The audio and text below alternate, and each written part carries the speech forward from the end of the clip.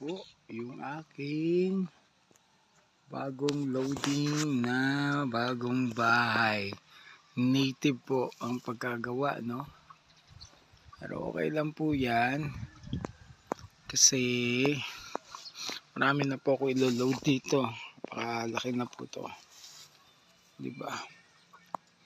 O dito maglalagay ako ng konting upuan, tanaw dagat, tanaw bundok, relax.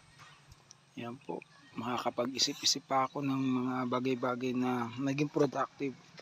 Yan, dito pa po, meron po, loading yan. Yan, loading ka dyan. Yan, kita nyo po. Andito pa po yung mga manok ko. Kasi hindi ko pa sila inaan dito temporary. So talagang